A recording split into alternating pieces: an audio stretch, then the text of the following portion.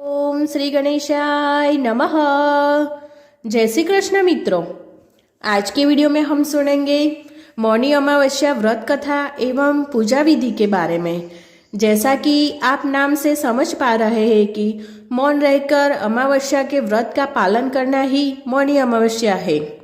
विज्ञान और आध्यात्मिक दोनों की तरफ से ऐसा माना गया है कि जब पृथ्वी और सूर्य देव के बीच में चंद्रमा आ जाते हैं तो अमावस्या कहलाती है। इस दिन मौन रहकर भगवान विष्णु जी की आराधना की जाती है। वेद पुराणों के आधार पर यह कहा गया है कि मौनी अमावस्या के दिन मनु ऋषि की जन्म हुआ। इस तर्क से इस अमावस्या का नाम मौनी अमावस्या हुआ। इस दिन मौन व्रत धारण करके भगवान विष्णु जी की सच्चे मन से और पूर्ण विधि विधान से पूजा अर्चना की जाए तो भगवान विष्णु जी प्रसन्न होते हैं और सभी मनोकामनाएं पूर्ण करते हैं। सनातन धर्म में अमावस्या तिथि का विशेष महत्व है। शास्त्रों के अनुसार जब सूर्य और चंद्रमा के बीच का अंतर शून्य हो जाता है तो अमावस्या तिथि का योग बनता है। धार्मिक मान्यताओं के अनुसार अमावस्या की तिथि भगवान विष्णु को अत्यंत प्रिय है।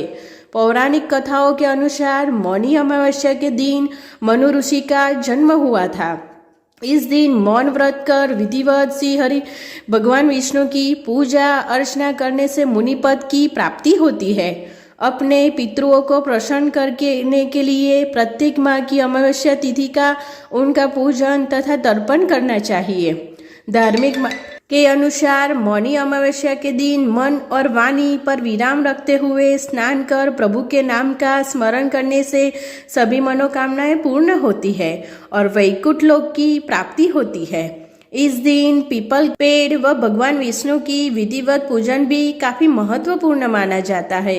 स्कंद पुराण में वर्णित एक कथा के अनुसार बिना व्रत कथा पाठ किए किसी भी व्रत को पूर्ण नहीं माना जाता। तो अब हम सुनेंगे मौनी अमावस्या व्रत की व्रत कथा। पौराणिक कथाओं के अनुसार कांचीपुर में एक ब्राह्मण अपनी पत्नी धनवती, 7 बेटों और एक बेटी गुणवती के साथ रहा करता था। उस ब्राह्मण का नाम देवस्वामी था।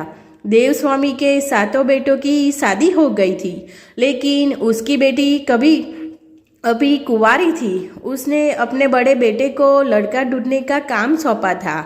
एक दिन एक पंडित ने गुणवती की कुंडली देखी और बताया कि देवस्वामी के कुंडली में मौजूद दोष के वजह से गुणवती विधवा हो जाएंगी। सब उस पंडित से इस समस्या से निपटने का हल पूछने लगे। इस समस्या का हल बताते हुए पंडित ने कहा कि सिंहल द्वीप में एक सोमा नाम की धोबिन रहती है, उसे यहाँ ले आओ। उसके पूजा से इतनी ताकत है कि वह गुणवती को विधवा होने से बचा लेगी।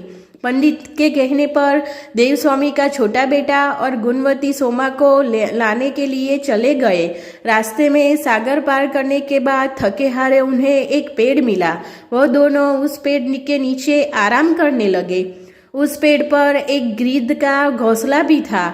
उस घोंसले में गिद्ध के बच्चे थे जो गुणवती और उसके भाई की बातों को सुन रहे थे। जब गिद्ध ने अपने बच्चों को खाना खिलाने की कोशिश की तो वह बच्चे खाना खाने से मना कर दिए और बोले कि पहले इन इंसानों की मदद कीजिए तभी हम खाना खाएंगे। अपने बच्चों की जिद मानकर उस गिद्ध ने गुणवती और उसके भाई को सिंदल छोड़ दिया जहां सोमा का घर था। अब दोनों भाई बहन सोमा को खुश करने के लिए तरकीब सोचते रहे।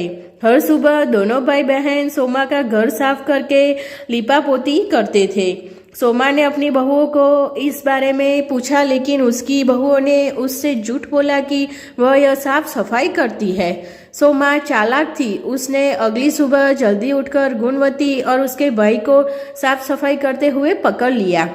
वह दोनों के काम से बहुत खुश हुई और दोनों के साथ उनके गांव चलने के लिए तैयार हो गई। जाते समय सोमा ने अपने बहुओं से बोला कि अगर किसी की मौत हो जाए तो उसके शरीर को जलाना नहीं और जब तक वह नहीं आती तब तक इंतजार करना। जब सोमा गुणवती के गांव पहुंची तो अगले दिन गुणवती की शादी होनी थी। अगले दिन सप्तपदी होने के बाद गुणवती का पति मर गया। सोमा ने तुरंत भगवान विष्णु की पूजा करना शुरू कर दिया और पूजा करने के बाद पीपल के पेड़ को 108 बार परिक्रमा करने लगी। यह उपाय करते ही गुणवती का पति वापस जिंदा हो गया। जब सोमा अपने घर वापस लौटी तब उसे पता चला कि उसका पुत्र जमा था और उसका पति मर गया। सोमा ने ठीक वैसा ही किया जैसा उसने गुणवती की शादी में किया था। भगवान विष्णु जी की पूजा करने के बाद वह पीपल के पेड़ की 108 बार परिक्रमा करने लगी। ऐसा करने से उसका पति और पुत्र दोनों जिंदा हो गए। तो हरिभक्त आप भी मौनी अमावस्या का व्रत अवश्य कीजिए और अपनी मन चाहे इच्छा पूर्ण कीजिए। आपको मेरा ये वीडियो अच्छा लगे तो लाइक, सब्सक्राइब और शेयर जरूर करना। जय श्री कृष्ण मित्रों, धन्यवाद।